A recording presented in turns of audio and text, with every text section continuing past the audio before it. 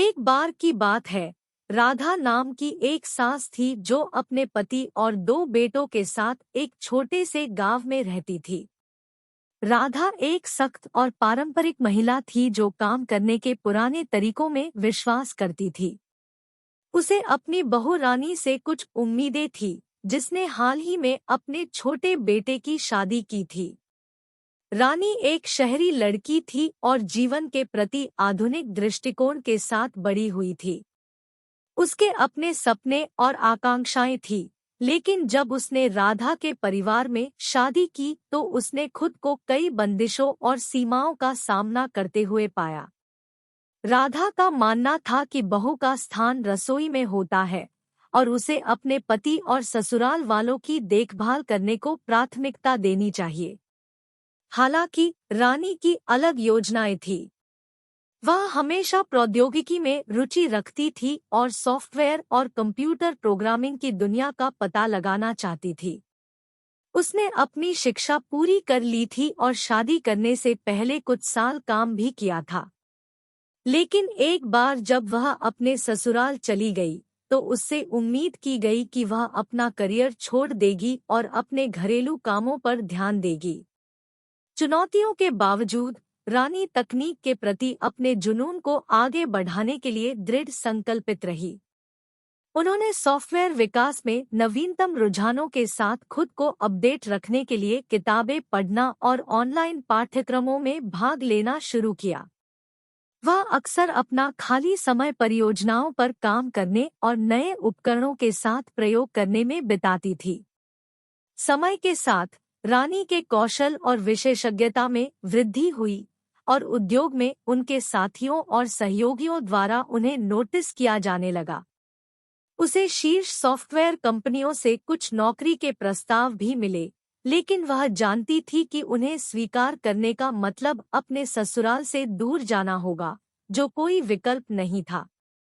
एक दिन राधा ने देखा कि रानी अपने कंप्यूटर पर बहुत समय बिता रही है और उससे पूछा कि वह क्या कर रही है। रानी पहले तो झिझकती रही, लेकिन अंततः उन्होंने प्रौद्योगिकी के प्रति अपने जुनून और उद्योग में अपना योगदान देने के तरीके के बारे में बताया। राधा को शुरू में संदेह हुआ और उसने रानी की महत्वाकांक्षाओं को समय की बर्बादी कहकर खारिज कर दिया, लेकिन रानी बनी रही और समझाया कि कैसे तकनीक उनके पारिवारिक व्यवसाय को लाभ पहुंचा सकती है। राधा इस विचार से प्रभावित हुई और रानी को खुद को साबित करने का मौका देने के लिए तैयार हो गई। रानी ने एक सॉफ्टवेयर एप्लीकेशन पर काम करना शुरू किया जो उनके पारिवारिक व्यवसाय संचालन को सुव्यवस्थित करेगा। वह अथक रूप से काम करती थी, अक्सर अपना काम पूरा करने के लिए देर रात तक जागती रहती थी।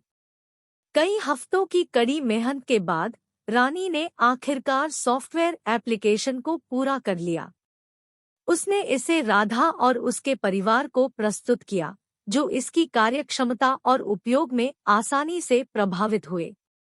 उन्होंने महसूस किया कि रानी का कौशल उनके व्यवसाय में दक्षता और उत्पादकता का एक नया स्तर ला सकता है। उस दिन से रानी उनके पारिवारिक व्यवसाय का अभिन्न अंग बन गई। उसने नए सॉफ्टवेयर प्रोजेक्ट्स पर काम करना जारी रखा और कारोबार को तेजी से बढ़ने में मदद की। उनके कौशल और समर्पण ने न केवल उन्हें अपने ससुराल वालों का सम्मान और प्रशंसा दिलाई, बल्कि उन्हें गांव की अन्य महिलाओं के लिए एक रोल मॉडल भी बनाया। राधा ने महसूस किया कि समय बदल रहा था और पारंपरिक लिंग भूमिकाएं अब आधुनिक दुनिया में लागू नहीं थी। उसने रानी की प्रतिभा को अपनाना सीखा और गांव की अन्य महिलाओं को अपने जुनून और सपनों को आगे बढ़ाने के लिए प्रोत्साहित किया।